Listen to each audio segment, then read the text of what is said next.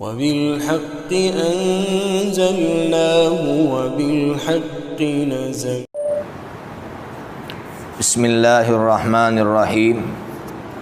الحمد للہ والصلاة علی اہلہا اما بعد. بہت سے ہمارے اہل حدیث بھائی یہ شکایت کرتے ہیں کہ احناف صحیح احادیث کے موجود ہونے کے باوجود ضعیف احادیث پر عمل کرتے ہیں.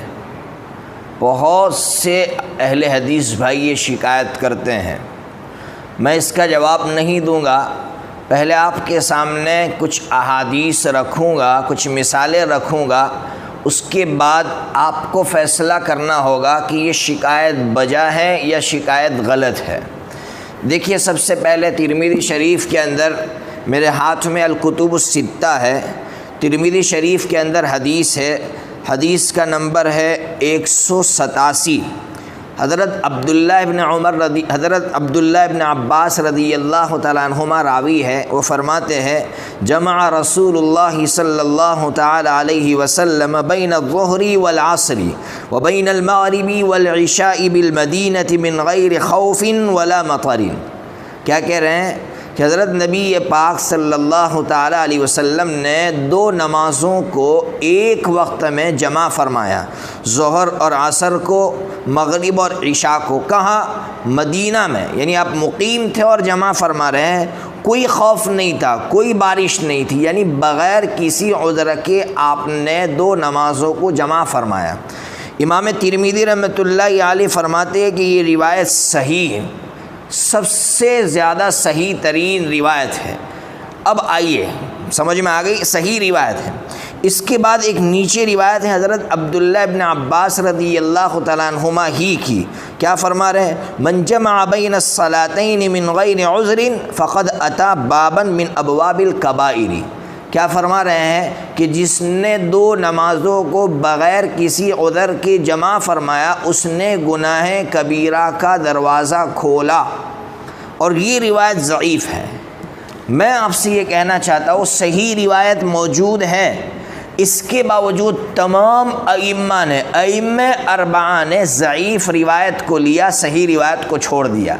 اب آپ بتائیے یہ شکایت ائمہ اربعہ سے ہونی چاہیے یا صرف احناف سے ہونی چاہیے؟ ائمہ اربعہ سے ہونی چاہیے کہ آپ نے صحیح حدیث موجود ہونے کے باوجود اس پر عمل نہیں کیا اور آپ نے ضعیف حدیث پر عمل کیا. اب آئیے ایک اور مثال دیتا ہوں. یہ مثال بھی کتاب النکاح کے اندر موجود ہے، امام ترمذی رحمۃ اللہ علیہ نے بیان کی ہے. کیا ہے کہ حضرت عمرو ابن شعیب اپنے والد سے اور وہ اپنے دادا سے روایت کرتے ہیں کہ رد رسول اللہ صلی اللہ تعالیٰ علیہ وسلم ابنتہ زینب علی ابی العاص بن الربیع بمہر جدید و نکاح جدید. یہ روایت ضعیف ہے. کیا کہہ رہے ہیں؟ فرما رہے ہیں صحابی کہ حضور پاک صلی اللہ تعالیٰ علیہ وسلم نے جب حضرت ابو العاص 6 سال کے بعد مدینہ آئے تو اپنی بیٹی ان کے نکاح میں دی، لیکن نیا نکاح ہوا اور نیا مہر طے ہوا. یہ روایت ضعیف ہے. اس کے برخلاف صحیح روایت کیا ہے؟ صحیح روایت کے اندر صاف لفظوں میں ہے کہ بس حضرت نبی پاک صلی اللہ تعالیٰ علیہ وسلم نے، یہ روایت عبداللہ ابن عباس رضی اللہ عنہما ہی کی ہے، رد النبی صلی اللہ تعالیٰ علیہ وسلم ابنتہ زینب علی ابی العاص بعد 6 سنین بالنکاح الاول ولم یحدث نکاحا. کیا کہہ رہی ہے صحیح روایت؟ کہ حضور پاک صلی اللہ علیہ وسلم نے نیا نکاح نہیں کروایا، بس حضرت ابو العاص 6 سال کے بعد آیا اپنی بیٹی دے دی. دو روایت ہے، ایک صحیح ہے، صحیح روایت یہ کہہ رہی ہے نیا نکاح نہیں ہوا ہے، ضعیف روایت کہہ رہی ہے نیا نکاح ہوا ہے. ائمہ اربعہ نے ضعیف روایت کو لیا، صحیح روایت کو چھوڑ دیا ہے.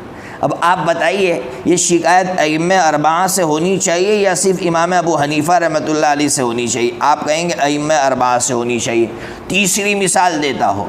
معطا امام مالک کے اندر حضرت امام مالک رحمۃ اللہ علیہ نے ایک باب باندھا ہے، باب قیام رمضان، جو ہے ہندوستانی نسخہ ہے، صفحہ نمبر جو ہے 39.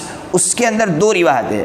پہلی روایت یہ ہے کہ حضرت عمر فاروق رضی اللہ تعالیٰ عنہ نے لوگوں کو جمع فرمایا تراویح کی نماز کے لیے اور 8 رکعت نماز پڑھائی.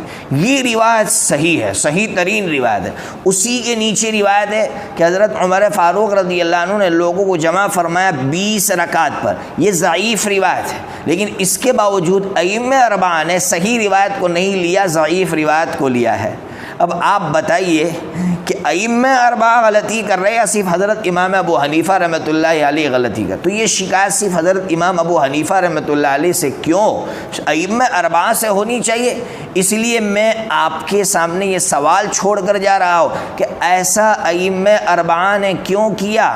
آپ کے پاس 2 جواب ہوں گے. یا تو آپ یہ کہیں گے ائمہ اربعہ غلط کر رہے ہیں کہ صحیح حدیث موجود ہے، اس کے باوجود ضعیف حدیث پر عمل کرے، تو دیکھیے امت آپ کا کیا حشر کرتی ہے. آپ کہیے امت کے سامنے کہ ائمہ اربعہ غلطی کر رہے ہیں، لوگ کہیں گے آپ کی کیا حیثیت ہے کہ آپ ائمہ اربعہ کے بارے میں یہ کہہ رہے ہیں. یا پھر دوسرا جواب آپ کے پاس یہ ہوگا کہ نہ، ائمہ اربعہ نے صحیح حدیث کو چھوڑ کر ضعیف حدیث پر عمل جو کیا ہے کوئی وجہ ہوگی. تو جب وہ وجہ آپ کو سمجھ میں آ جائے گی نا، تو وہ آپ احناف پر بھی اعتراض کرنا بند کر دیں گے. آپ کو اب تک وہ اصول سمجھ میں نہیں آئے، آپ کو اب تک وہ احادیث سے استنباط کا طریقہ سمجھ میں نہیں آیا. بس ایک روایت دیکھ لی ضعیف تو آپ نے عمل کرنا شروع کر دیا. ارے بخاری میں صحیح روایت ہے کہ حضور نے کھڑے ہو کر پیشاب فرمایا ہے، تو کھڑے ہو کر پیشاب کرنا شروع کر دو.